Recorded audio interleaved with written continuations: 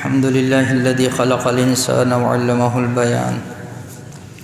وأنزل له القرآن وجعله شفاء وهدى ورحمة لذوي الإيقان ونشهد أن لا إله إلا الله وحده لا شريك له ونشهد أن سيدنا ومولانا محمدا عبده ورسوله أما بعد فأعوذ بالله من الشيطان الرجيم بسم الله الرحمن الرحيم قال الله تبارك وتعالى إذ يتلقى المتلقيان عن اليمين وعن الشمال قعيد ما يلفظ من قول إلا لديه رقيب عتيد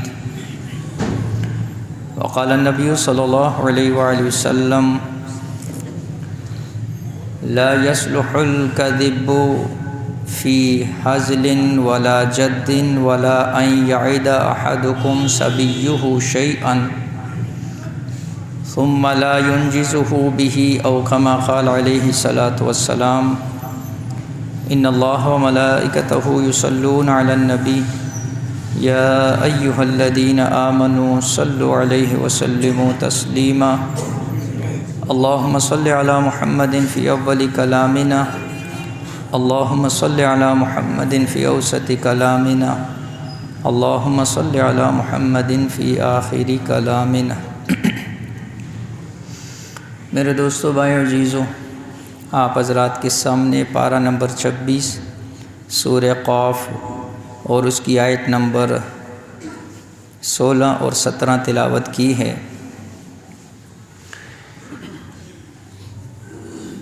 اللہ جل شانہ ان آیات کے اندر انسان کو باخبر کر رہا اور انسان کے لیے بڑی خبرداری کی بات ہے کہ اللہ جل شانہ کی ذات عالی وہ اس انسان سے غافل نہیں ہے، بلکہ اللہ جل شانہ نے اپنے چوکیدار بٹھا رکھے ہیں جو ہر وقت انسان کے ساتھ، جو انسان کی ہر حرکت کے اوپر نظر رکھے ہوئے ہیں، ہر فعل کے اوپر،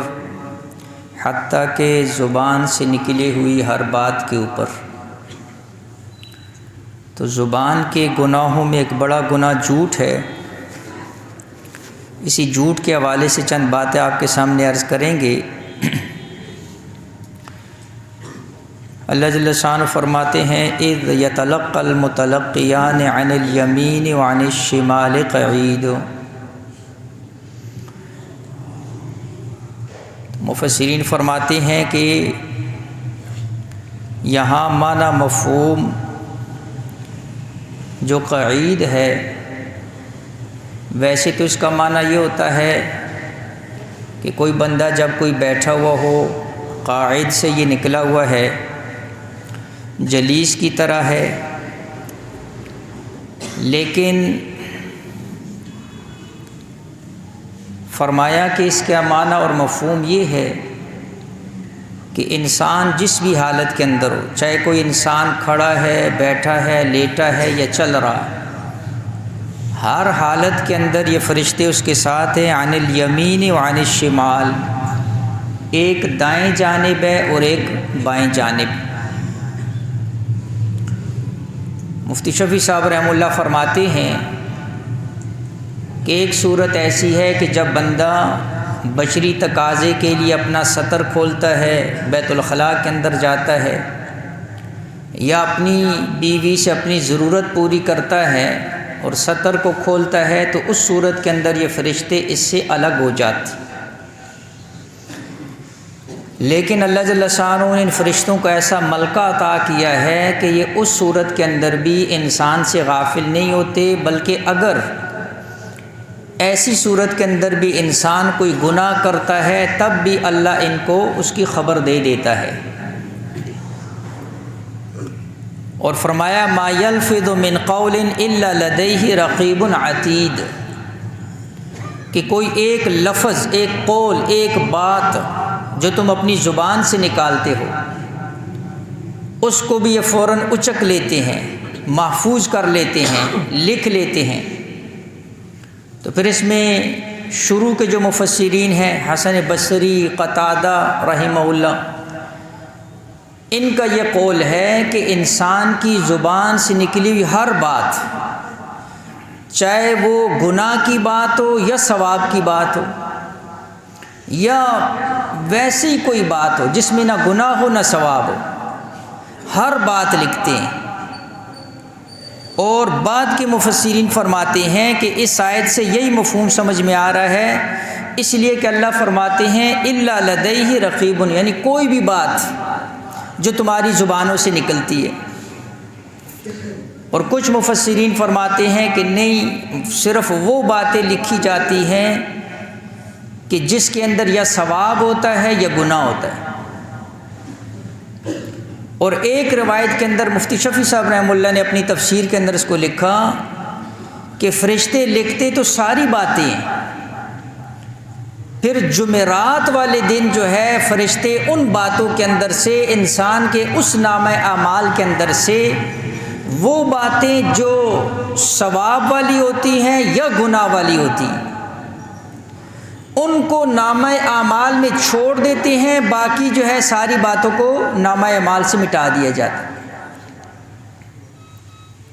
اس لیے حسن بصری رحمۃ اللہ علیہ فرمایا کہ یہ جو فرشتے لکھ رہے ہیں دائیں اور بائیں، یہ انسان کا وہ نامہ اعمال ہے جو انسان خود لکھ رہا ہے۔ اور حسن بصری رحمۃ اللہ علیہ فرماتے ہیں کہ اب انسان کو ان آیات کے سوچنے، سمجھنے، سننے کے بعد خود ہی سوچ لینا چاہیے کہ وہ اپنے لیے نامہ اعمال کے اندر کس چیز کا اضافہ کر رہے ہیں اور کن چیزوں کی کمی کر رہے ہیں۔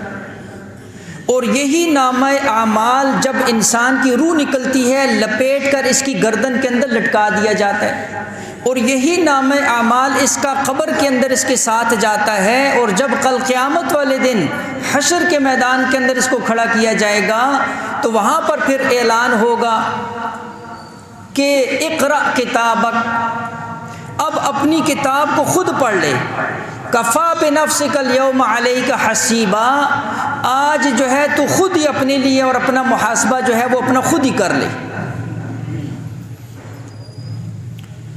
اور اس کے اندر ایک اور بات جو حضرات نے لکھی، جس کو ابن کثیر رحمہ اللہ مفسرین نے ذکر کیا کہ اللہ نے دائیں والے فرشتے کو بائیں والے فرشتے کے اوپر جو ہے وہ نگران بھی بنایا ہوا ہے، اور اللہ نے دائیں والے کو بائیں کے اوپر فوقیت دی ہوئی ہے، حتیٰ کہ جب انسان کوئی گناہ کرتا ہے تو دائیں والا فرشتہ بائیں والے کو کہتا ہے کہ ابھی نہ لکھو، اس کو مہلت دو، ہو سکتا ہے توبہ کر لے، اور جب بندہ توبہ نہیں کرتا ہے تو پھر اس کے بعد اس کا وہ گناہ لکھ لیا جاتا ہے۔ یعنی ایسے موقع کے اوپر بھی اللہ جل شانہ اس بندے کو جو ہے وہ مہلت دیتا ہے کہ یا شاید ہو سکتا ہے یہ توبہ کر لے۔ اس لیے گناہوں کا ہونا یہ تو انسان کی فطرت کے اندر ہے۔ گناہ سے معصوم صرف فرشتے ہیں جن سے کوئی گناہ نہیں ہوتا۔ انبیاء علیہ الصلوۃ والسلام کو اللہ نے معصوم بنایا۔ انسان اس سے گناہ ہوں گے، اس سے خطائیں ہوں گی، سیئات گناہ، لیکن فرمایا کہ کامل اعلیٰ درجے والا وہ ہوگا جو اس گناہ کو معاف کرائے بغیر جو ہے اس کو چین نہیں آئے گا۔ اس لیے جب ایک صحابی نے پوچھا اللہ کے نبی جب گناہ ہو جائے، اللہ کے نبی علیہ الصلوۃ والسلام نے فرمایا نیک اعمال کیا کرو، نیکیاں گناہوں کو مٹا دیتی ہیں۔ صحابی نے عرض کیا اللہ کے نبی اگر میں لا الہ الا اللہ پڑھ لوں، نبی علیہ الصلوۃ والسلام نے فرمایا یہ تو بہت بڑی نیکی ہے۔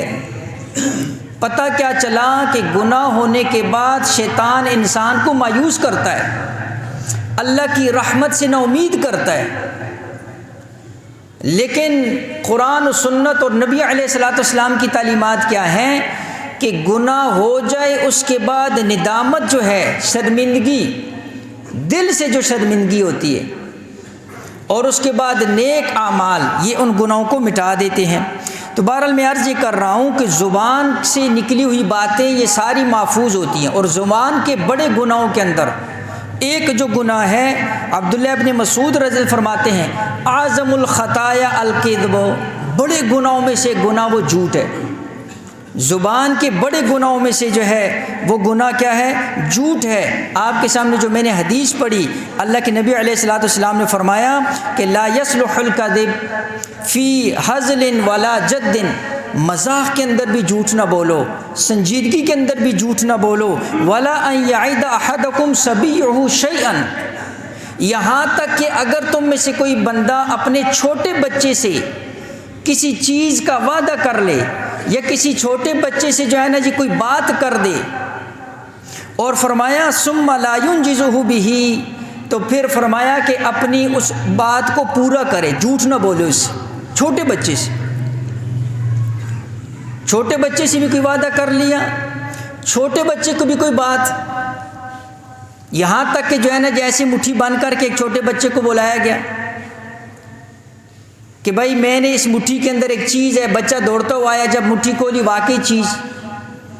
تو روایات کے اندر آتا ہے کہ اگر یہ مٹھی خالی ہوتی تو تب بھی یہ جو ہے نا جھوٹ کے اندر آتا، یعنی چھوٹے بچوں کے ساتھ یہ معاملہ ہے۔ تو عرض یہ کر رہا ہوں کہ اس وقت جو ہے نا جی معاشرے کے اندر بڑی بڑی فتنہ فساد کا جڑ ہے، بڑے بڑے جھگڑوں کی بنیاد ہے، بہتان کی بنیاد ہے، وعدہ خلافی یہ جھوٹ کی صورت ہے، بہتان یہ جھوٹ کی صورت ہے، اور اسی طرح ایک دوسرے کے جو ہے نا جو متعلق باتیں، اب ظاہری بات ہے اس جھوٹ کی بنیاد پر لڑائی جھگڑے، جب حقیقت سامنے آئے گی تو اس کا بڑا نقصان کیا ہوگا کہ جو جھوٹا بندہ ہوتا ہے معاشرے کے اندر لوگوں کا اس پر بھی اعتبار اٹھ جاتا ہے، جب وہ سچی بات بھی کرے گا تو اگلا بندہ کہے گا یہ جھوٹ بول رہا ہے۔ تو جھوٹ جو ہے نا جی اس کو ایک معاشرتی ناسور کہا گیا ہے،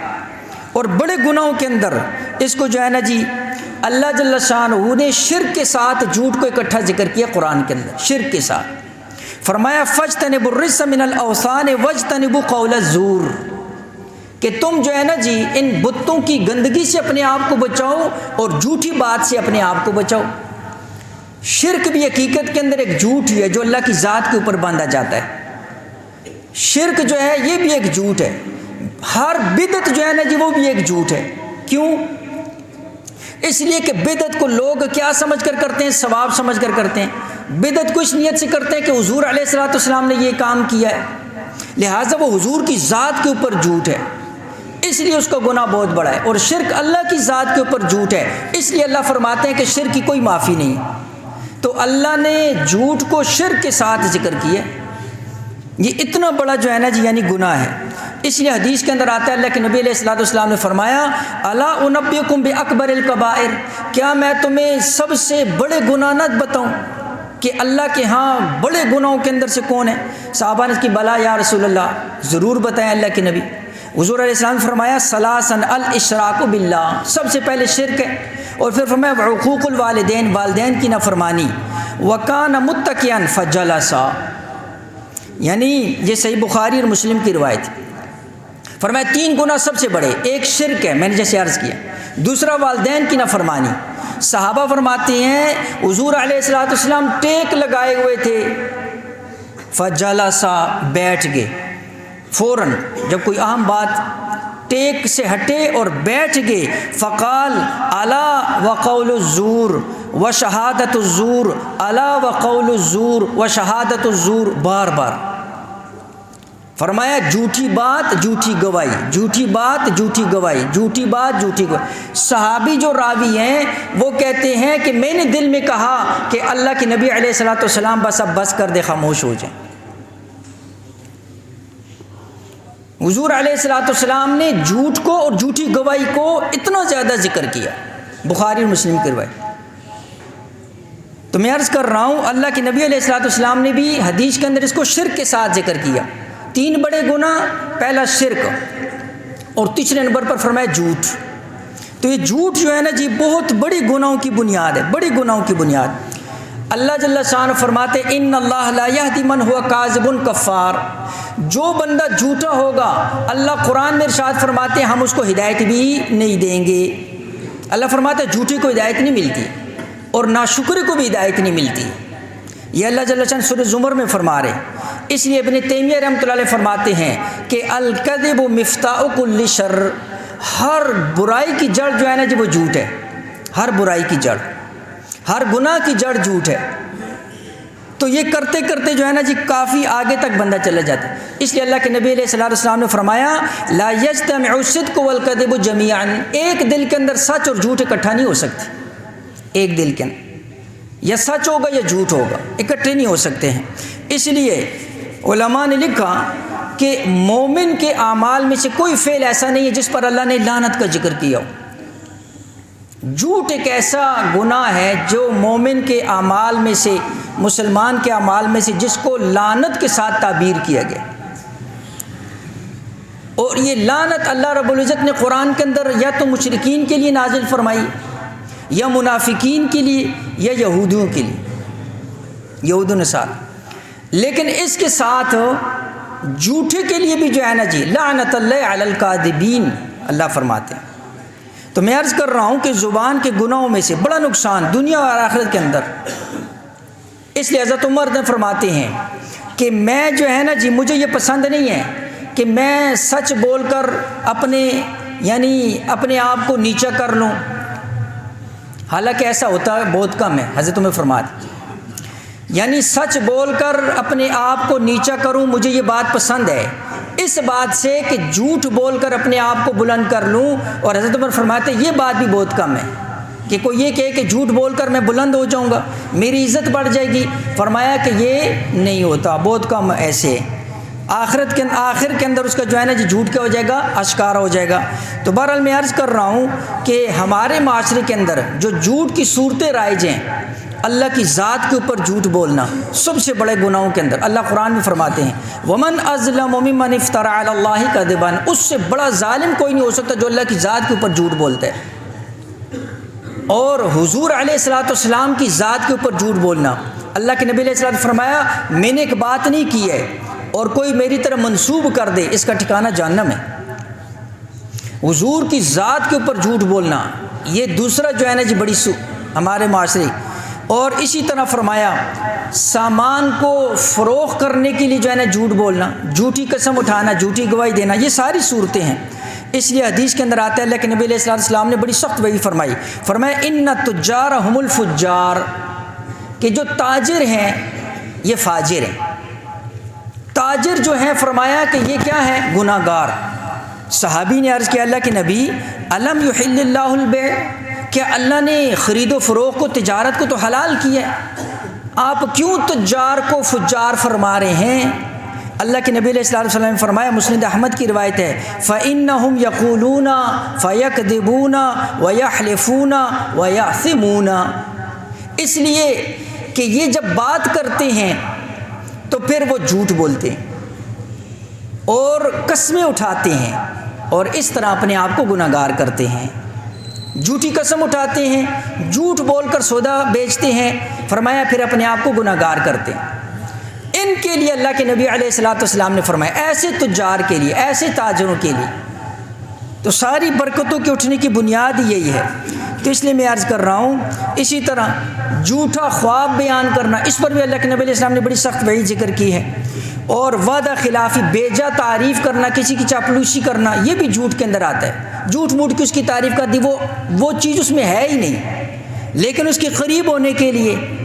لوگ جھوٹی تعریفیں کرتے ہیں جی، مدح سرائیاں کرتے ہیں، کس کے کلابے کہاں سے ملا دیتے ہیں، جھوٹی تعریف کرتے ہیں، یہ بھی جھوٹ کے اندر آتا ہے، یہ بھی گناہ ہے۔ اور یہاں تک آتا ہے حدیث کے اندر کہ ایک بندے کو کھانے کی خواہش ہے اور آپ نے اس کو کھانے کی دعوت دی ہے، بھوک اس کو لگی ہوئی ہے، لیکن وہ پھر بھی کیا کہتے ہیں، اور جی مجھے بھوک نہیں ہے، یا میں نے کھانا کھایا ہوا ہے، فرمایا یہ بھی جھوٹ ہے۔ حدیث کے اندر آتا ہے کہ اسما بنت یزید رضی اللہ تعالیٰ نے فرماتی ہیں حضور علیہ الصلوۃ والسلام کے سامنے کھانا پیش کیا گیا، حضور علیہ الصلوۃ والسلام نے ہمیں بھی پیشکش کی، تو ہم نے جو ہے نا جی وہ عذر کر دیا، ہم نے کہا جی ہم نے نہیں کھانا ہے۔ تو اللہ کے نبی علیہ الصلوۃ والسلام نے فرمایا لا تجمعن جوعا وکذبا، بھوک اور جھوٹ کو اکٹھا نہ کرو۔ حضور علیہ السلام نے فرمایا بھوک اور جھوٹ کو اکٹھا نہ کرو۔ تمہیں لگی ہے بھوک تو اب اس کا اظہار کر دو۔ تو بہرحال عرض یہ کر رہا ہوں کہ ہمارے اسلاف کی زندگی وہ ہمارے لیے نمونہ تھی، اور ان کی جو ہے نا جی زندگیوں کو اگر انسان دیکھے تو ایسی ایسی صورتیں جہاں پر جھوٹ انہوں نے اگر ضرورت کے درجے میں بول بھی سکتے تھے لیکن انہوں نے نہیں بولا۔ اس لیے ایک دو واقعات عرض کرتا ہوں کہ امام ابن ابی دنیا ان کی کتاب الصمت، اس کے اندر جو ہے نا جو انہوں نے ربیع ابن حراش رحمہ اللہ کا واقعہ ذکر کیا۔ حجاج کا دور ہے، ان کے دو بیٹے، تو حجاج کی جو ہے نا جی بڑا ظالم بادشاہ، آپ کو پتہ ہی، تو انہوں نے جو ہے نا جی کوئی ایسی بات ہو گئی، حجاج نے ان دونوں لڑکوں کے قتل کا حکم جاری کر دیا۔ کان کو میرے سامنے پیش کرو، لڑکے روپوش ہو گئے، اب کہاں ڈھونڈے جی کسی کو پتہ نہیں۔ تو وزیروں سے مشورہ، وزیروں نے کہا ربیع ابن حراش جس کے بیٹے ہیں، یہ والد ہے اور یہ دو ان کے نوجوان بیٹے، والد کو بلائیں، اس لیے کہ ربیع ابن حراش وہ بندہ ہے جس نے ساری زندگی کبھی جھوٹ نہیں بولا، یہ جھوٹ نہیں بولے گا۔ حجاج نے پوچھا بیٹے کہاں ہیں؟ فلاں مکان، فلاں جگہ، فلاں، بتا دیا۔ بیٹوں کو لایا گیا۔ اس وقت جو ہے نا جی وہ چمڑے بچھاتے تھے دربار کے اندر، جلاد آ گیا تلوار لے کر گردن اڑانے کے لیے۔ ایک دم حجاج رکا، ربیع ابن حراش سے کہا جھوٹ بھی تو بول سکتے تھے، کیوں نہیں جھوٹ بولا؟ فرمایا جب سے ہوش سنبھالا ہے میں نے پوری زندگی کے اندر کبھی جھوٹ نہیں بولا، میں آج جھوٹ بول کر اپنے بیٹوں کی جان بچا سکتا تھا، لیکن میں نے کہا میں سچ بول کر اپنے بیٹوں کی گردنیں تو کٹواؤں گا، اللہ کے دربار میں جا کر یہ گواہی دوں گا مولا میں نے سچ بولا، اپنے جو ہے نا جی بیٹوں کی گردنیں کٹوا دی، لیکن میں نے تیرا حکم نہیں توڑا، جھوٹ نہیں بولا۔ ایسا ہوا اللہ نے حجاج کے دل کے اندر بھی محبت ڈال دی اور اس کے بیٹوں کی بھی جان بخش دی، ربیع ابن حراش کو انعام بھی دے دیا، اور کہا کہ دیکھو میں نے زندگی کے اندر ایسا بندہ نہیں دیکھا کہ جس کے بیٹے قتل کیے جا رہے ہیں لیکن وہ جھوٹ نہیں بول رہا ہے۔ اللہ نے دکھا دیا، دنیا کے اندر بھی اللہ جو ہے نا جی سچ کا صلہ دے دیتے، آج 10-20 روپے کے لیے بھی جھوٹ بولا جا رہا، اور وہاں پر جو ہے نا جی بیٹے سکے بیٹے قتل ہو رہے ہیں، لیکن انہوں نے کہا ہم جھوٹ نہیں بولیں گے، جھوٹ نہیں بولیں گے۔ آخری ایک بات جو ہے نا جی مکافات عمل ایک کتاب ہے سن 2000 کا، اس کے اندر ایک واقعہ لکھا ہوا ہے کہ ایک بندے نے جو ہے نا جی اپنے دوست سے کوئی قرض مانگا، سچا حقیقت والا واقعہ۔ پھر اس کو جو ہے نا جی کئی یہ جو میگزین وغیرہ چھپتے ہیں انہوں نے بھی اس کو جو ہے نا جی نشر کیا کہ اپنے دوست سے قرض لیا بیٹی کی شادی کے لیے 50,000، سن 2000 کے اندر 50,000 بڑی رقم۔ کہا جی وہ جو اس کا دوست تھا نفیس نام کا، میرے پاس تو نہیں، میرے ایک دوست ہے سعد نام کا، اس سے میں قرض لے کر دے دیتا ہوں۔ قرض دے دیا، بیٹی کی شادی ہو گئی، چلا گیا، 6 مہینے کا ٹائم۔ تو اس نفیس کو سعد نے جس نے قرض دیا ہوتا کہا جی اپنے دوست کو کہ 6 مہینے کا ٹائم پورا ہو گیا، مجھے قرض واپس کرے۔ جب مطالبہ کیا اس نے کہا آج کل کرتے کرتے پھر وقت گزر گیا۔ جب کچھ دن اور گزرے تو اس نے انکار کر دیا، کہا میں نے لیا ہی نہیں ہے۔ کون سا قرض، کس کو دیا، مجھے تو پتہ ہی نہیں ہے، میں نے کوئی قرض نہیں لیا۔ اس نے کہا بھائی ہم نے آپ کو دیا ہے، آپ نے بیٹی کی شادی، کہا نہیں۔ عدالت کے اندر معاملہ، جج نے پوچھا، اس نے کہا گواہ لاؤ، جج نے کہا گواہ ایک ہی تھا وہ بیچ کے اندر۔ کہا قسم اٹھاؤ گے؟ جج نے کہا ہاں قسم تو اٹھاؤں گا۔ قرآن دے دیا، سر پر رکھ لیا، اور قرآن سر پر رکھ کر کہتا ہے کہ میں نہ ان سے قرض لیا ہے، نہ کبھی لیا، اور نہ مجھے پتہ ہے۔ خوشی خوشی باہر آ گیا، اور جس کے پیسے تھے ساتھ اس نے کہا میرا رزق اللہ کا معاملہ بس چھوڑو۔ تو مکافات عمل کتاب کے اندر لکھا ہوا کہ 3 ماہ بھی نہیں گزرے تھے کہ جس بیٹی کے لیے جو ہے نا جس نے قرض لیا تھا اس کی بیٹی کو 3 طلاق ہو کر گھر واپس آ گئی۔ ایک بیٹا اس کا فوج کے اندر، آرمی کے اندر تھا، ایسی ملحق بیماری، اس کو ایڈز والی بیماری ملحق لگ گئی، اس کو بھی وہاں سے جو ہے نا نکال دیے گا، معذور ہو کر وہ بھی بیڈ کے اوپر پڑ گیا۔ تیسرا بیٹا جو ہے، دوسرا بیٹا اس کا کالج کے اندر پڑھتا تھا، وہاں پر 2 گروپوں کی لڑائی ہوئی، 6 گولیاں لگی، اس کی بھی لاش گھر کے اندر آ گئی۔ اور یہ بندہ پھر دیواروں کے ساتھ ٹکرے مار رہا تھا اور اپنے آپ کو کوس رہا تھا کہ میں نے تو اس وقت جو ہے نا جی وہ قرآن سر کے اوپر رکھ کر جھوٹی قسم اٹھا لی، اور میں نے کہا جی میں نے جو ہے نا جی کوئی نفع کا کام کر لیا، اللہ نے جو ہے نا جی اس کا بدلہ اور صلہ اس کو اس طرح کی پریشانیوں کے اندر مبتلا کر دی۔ یہ حقیقت ہے اور ایسے ہی ہوتا ہے۔ اس لیے کوئی بندہ بھی جو ہے نا جب اس قسم کے معاملات کرتا ہے تو پھر اب وہ براہ راست اللہ کے ساتھ جو ہے نا جس نے کیا کر لی، دشمنی پال لی۔ تو یہ میں عرض کر رہا ہوں معاشرے کا ایک بڑا ناسور جو ہے نا جھوٹ ہے، اور یہ جھوٹ بڑے گناہوں کی بنیاد ہے۔ اللہ جل شانہ سمجھ کر عمل کی توفیق دے۔ وآخر دعوانا الحمدللہ۔